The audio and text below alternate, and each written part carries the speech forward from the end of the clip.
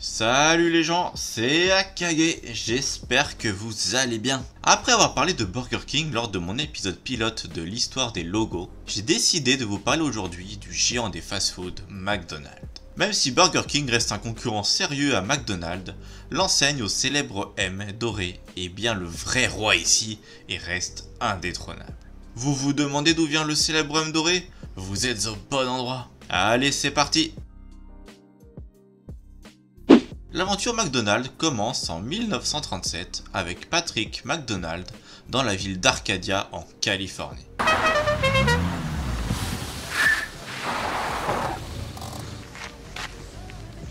Alors?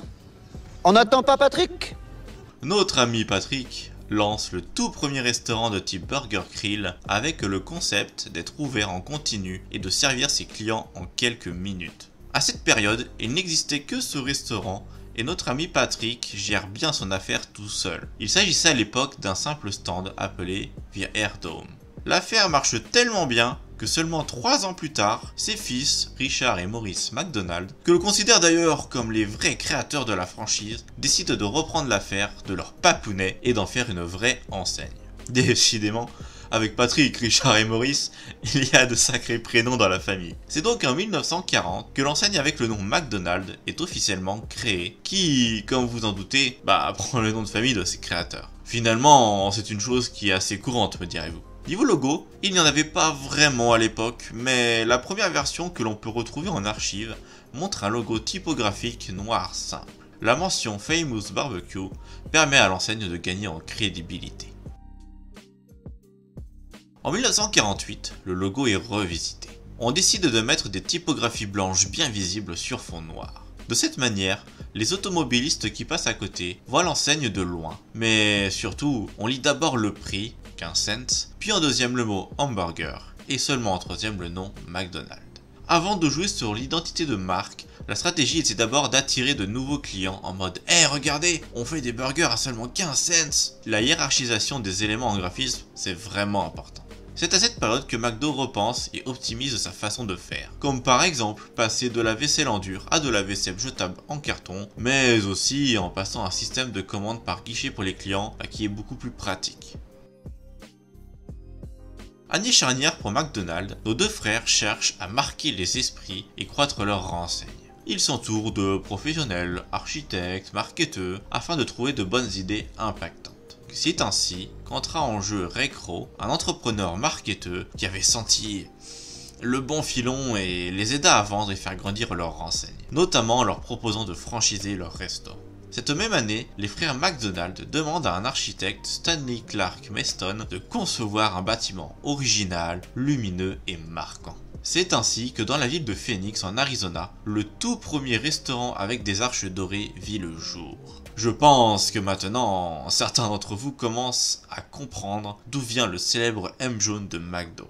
Bref, c'est avec ce nouveau design de bâtiment et de précieux conseils que le logo change tout naturellement cette année-là. Avec d'un côté les arches dorées et ce nouveau logo typographique rouge sur les restaurants de l'autre, les célèbres couleurs rouge et jaune de McDo rentrent enfin en jeu.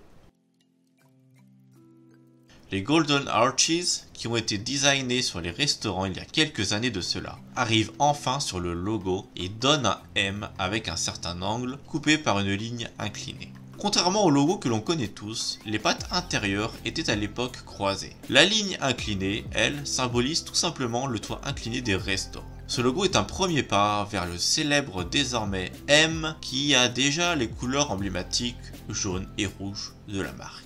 J'aime beaucoup ce logo qui a énormément de personnalité et symbolise parfaitement l'architecture de ces restaurants. C'est assez rare quand on y pense des logos de marques qui, dans leur design, font référence directement à l'architecture de leur bâtiment. Cette année-là, Ray Kroc, qui était seulement actionnaire, rachète totalement la franchise aux frères McDonald pour 22 millions de dollars. Notons ainsi qu'en 1963, nous avons la première apparition du personnage de Ronald McDonald inspiré de Bozo le clown. Je suis sûr que vous avez déjà vu des clowns de ce genre. Par exemple, c'est Bozo le clown qui a inspiré Pennywise dans les romans de It, ou ça en VF hein, si vous préférez, qui ont été écrits par Stephen King. I saw it too.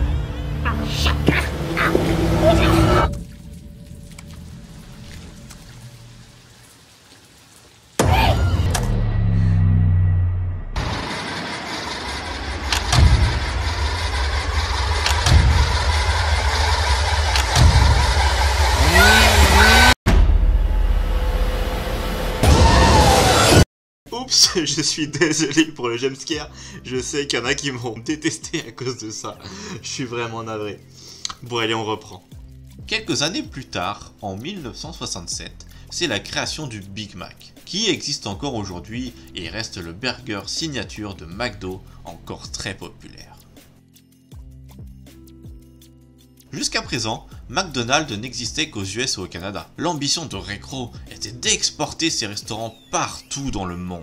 Dans cette lancée, il fallait bien refaire un logo qui marque à l'international. Le simplifier le logo pour se rapprocher d'un M bien lisible. Et c'est ainsi que le célèbre M de McDonald's vit le jour. Et le pari a été gagné, car aujourd'hui, ce M est l'un des logos les plus connus dans le monde entier. Si on analyse ce logo de plus près, dans cette logique de simplification, la barre inclinée a donc été enlevée. Les deux arches qui se croisaient sont désormais collées. Tout ceci rend la symbolique des arches moins évidente, certes, mais le logo gagne en lisibilité, car le M se dessine bien plus clairement. Le nom McDonald's, lui, est repassé en noir et s'inscrit désormais à l'intérieur du M.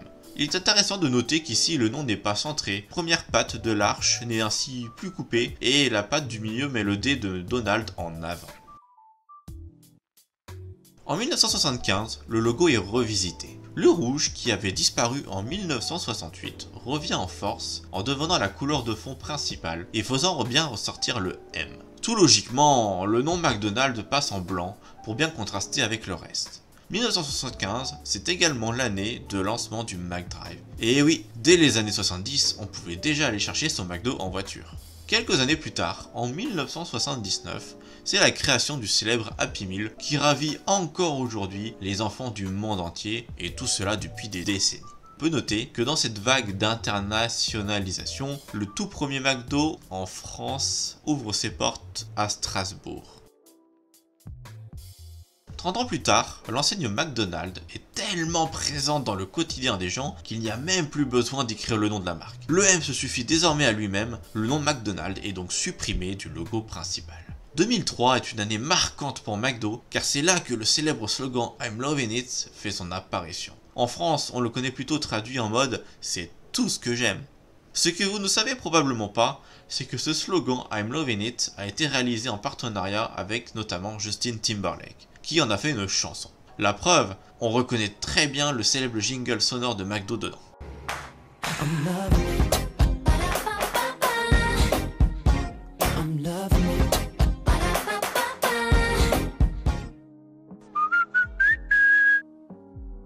En fait, ces 5 notes super célèbres proviennent à l'origine de ce clip et non l'inverse.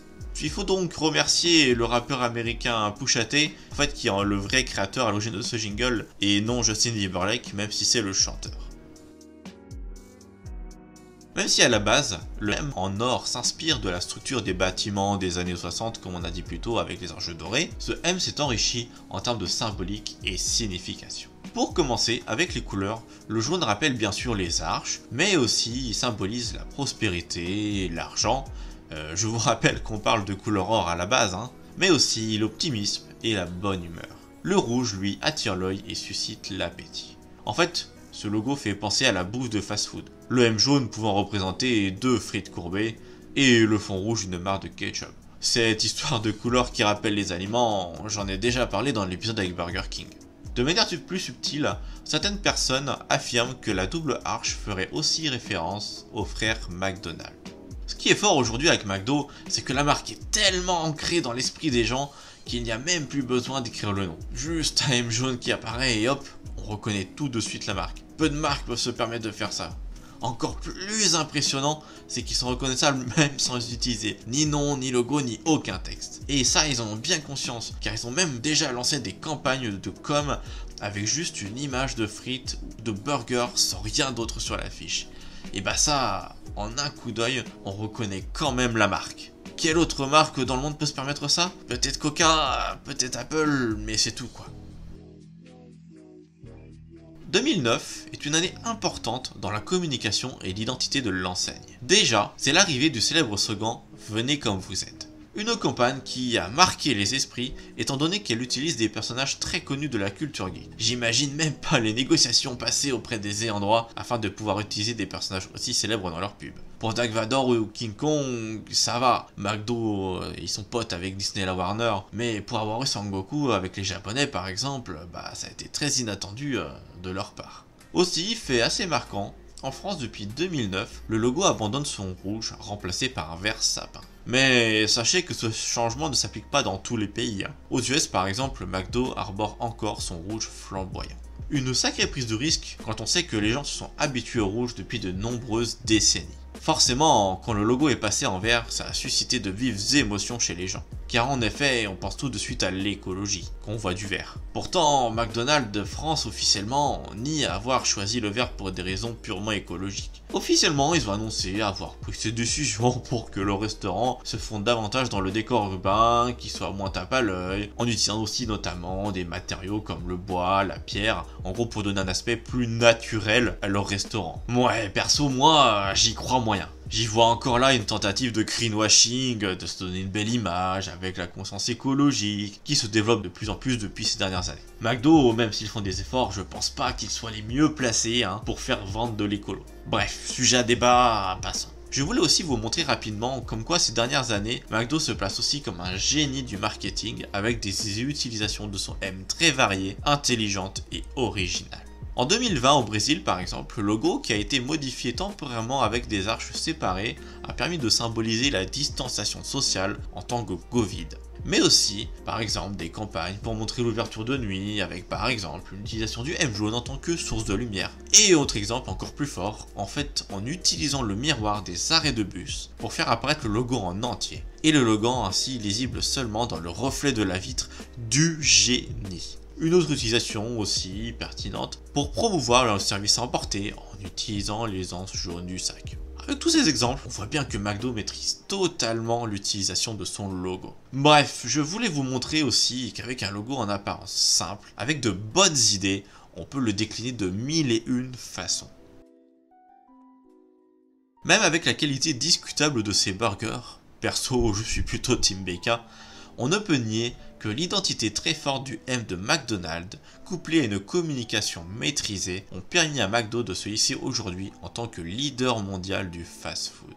Sur ce, j'espère que la vidéo vous aura plu et que vous aura appris plein de choses. En tout cas de mon côté, je me suis bien éclaté à la faire et aussi au vu de toutes les choses qu'il y avait à dire. N'oubliez pas aussi de commenter et partager la vidéo pour me soutenir. Bon, bah sur ce, je vous dis à très bientôt. Bisous.